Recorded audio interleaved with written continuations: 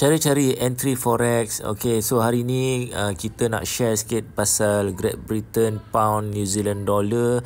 Korang tengok dekat belah kiri ni dia ada satu kenaikan yang tinggi Okay, bila dia dah naik macam ni. Lepas tu kalau korang perasan dia punya kecerunan, trend dia dah semakin melemah. Okay, lepas tu dia ada buat sedikit tanda-tanda untuk dia turun semula. So ini kita tengok dia punya trend semakin menurun.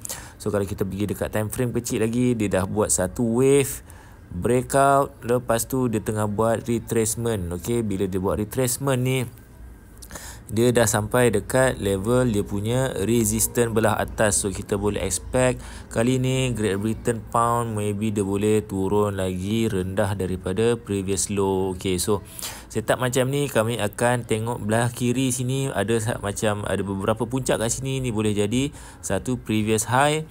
Lepas tu korang punya area entry ni atas daripada area entry, korang boleh letak korang punya stop loss. Okay, so korang minimumkan risiko, letak luar area entry dan berada di antara previous high. So ni previous high, ni area entry korang, letak separuh level stop loss korang. Okay, lepas tu bila dia dah buat retracement, korang boleh start layer. Layer ni maknanya korang buka lot size kecil-kecil, letak je 0.01, sell, harga naik lagi korang sell, harga naik lagi korang sell sampai korang ada banyak layer kat sini. Okay, untuk korang dapat average price yang rendah. Lepas tu tengok dekat belah kiri ni ada satu previous low. Pastikan korang punya take profit lagi rendah daripada previous low sebelum ni. Kalau korang confident dia nak terjun jauh, korang boleh trail saja stop loss.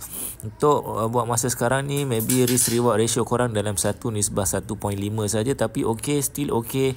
Korang tak perlu nak target profit banyak sangat. Yang penting korang ada strategi yang konsisten dan boleh buat duit konsisten. Okay, so untuk signal malam ni kita expect untuk dia buat penurunan lah.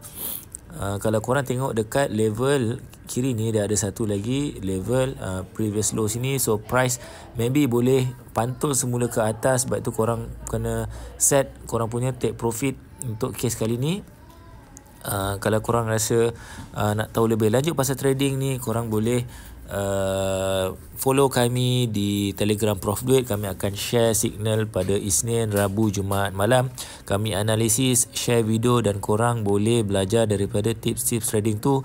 Cek DM kami di IG dan TikTok Prof Duit untuk kami bantu korang settlekan account trading korang. Cara korang nak trade dengan betul, cara set apa-apa masalah korang, semua kami boleh bantu dengan korang chat saja di TikTok dan IG. Kami akan coaching korang for free sahaja.